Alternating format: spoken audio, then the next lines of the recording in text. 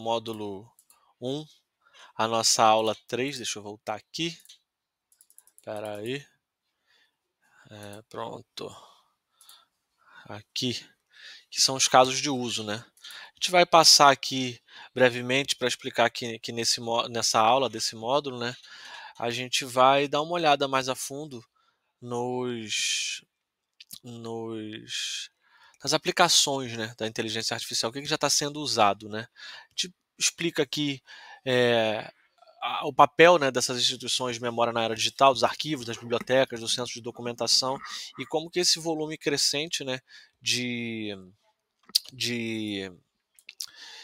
documentos natos digitais, né, vira um desafio para a preservação digital, né? Essa necessidade, né, de garantir esse acesso às coleções. É exatamente isso que a gente vem sugerindo, que a gente se aprofunde nesse estudo de inteligência artificial para poder ter isso como um recurso estratégico, né? E eu quero falar com vocês agora sobre o Arcangel, né, que a gente citou na aula anterior. Será que vocês conseguem ouvir aí? Deixa eu ver. Many people consider archives to be about the past. In reality, they're about the future. Archives are lenses through which future generations will see the events of today. Therefore, it's essential that archives are trustworthy. They must be authentic and unchanged accounts, and be able to prove this in a transparent way. As archives become increasingly digital, there are great challenges with keeping records secure for the future. Whilst people often consider digital records safer than hard copies, digital data is much more fragile and at risk. As digital formats constantly change and need updating as technology advances, there's a risk that files may be accidentally corrupted and become unusable. Archangel is a collaboration between the UK's National Archives, Open Data Institute and the University of Surrey. The project combines two new technologies, blockchain and artificial intelligence, to safeguard archival data in the digital age. Blockchain powers Bitcoin, a digital currency used by millions online. But blockchain has other uses. Archangel proposes blockchain as a way of safeguarding data against tampering and restoring trust in the digital record. In medieval times, pages of court records were stitched together into a patchwork. An obvious hole would be left if anyone removed a page. Today, blockchain uses a similar idea to stitch together blocks of data to detect tampering. Blockchain works as a database that multiple parties maintain. Everyone can check and add to it, but no one can change it. As no data can be modified, the integrity of the historical record remains intact. In a pioneering move, Archangel are combining blockchain technology with neural networks to fingerprint documents. Fingerprints are immutably stored in the blockchain, and when the document is released, the fingerprint can be verified. It will stay the same no matter what format changes occur to the file over time. Blockchain relies on multiple independent organizations to maintain its network. Archangel has been deployed for initial trial across the National Archives of the UK, Australia, Norway and Estonia. Each archive mutually underwrites the archive of the other. Archives across the globe help ensure the integrity of others' archival data without having to share information. Archangel is ensuring an accurate past for a better future through digital archives that are incorruptible. Using this technology, archives around the world will be able to protect each other, checking for accidental and deliberate corruption of data. Archangel will ensure that archives can be trusted forever, not just for study and reference, but for matters as serious as legal cases, official investigations, and for holding organizations and governments accountable.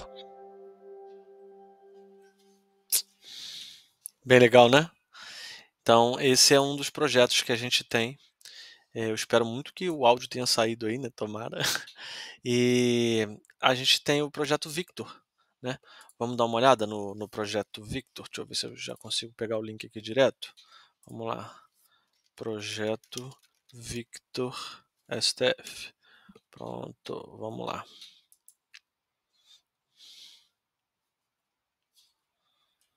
Então é isso. O projeto Victor é uma parceria, né, do STF com a UNB, e os desafios são exatamente esse, né. Nos primeiros resultados foi em 2018 que começou, né, 27 temas, de repercussão geral de maior incidência na época, né.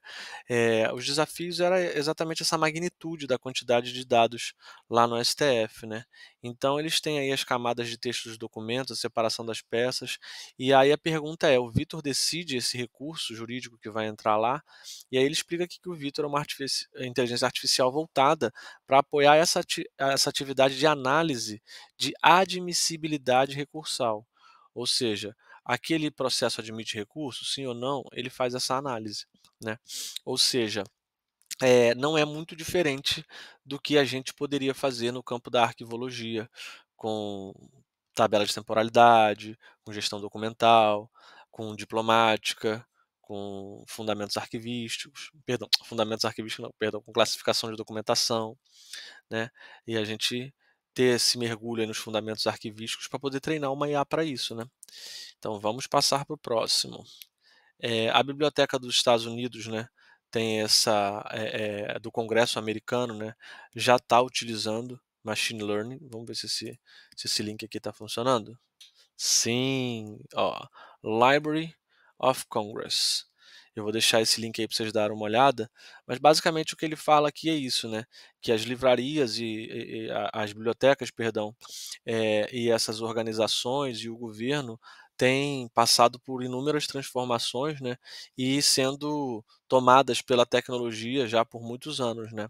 E o mundo continua nessa constante mudança, né, e se familiarizando cada vez mais com essas tecnologias que ficam ali, em segundo plano, servindo como ferramentas, né. E a Biblioteca do Congresso aprovou esse sistema, né, essa estratégia de transformação digital através desse projeto chamado, Digital Strategy. E aí eles falam aqui como é que é o programa, como é que funciona, como é que é o processo para fazer isso na biblioteca, para você ter inteligência artificial para saber quais livros são mais procurados, quais livros são mais lidos, através de um livro você indicar referências bibliográficas de outro. Bem interessante esse projeto, vou deixar aqui o link para vocês darem uma olhada. Eu acho até que tem também um vídeo no YouTube falando sobre isso.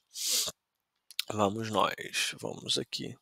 A gente tem também a Biblioteca Britânica, que é um processo muito parecido, chama de Heritage Made Digital, que é um projeto, perdão, muito parecido com esse da Biblioteca do Congresso Americano.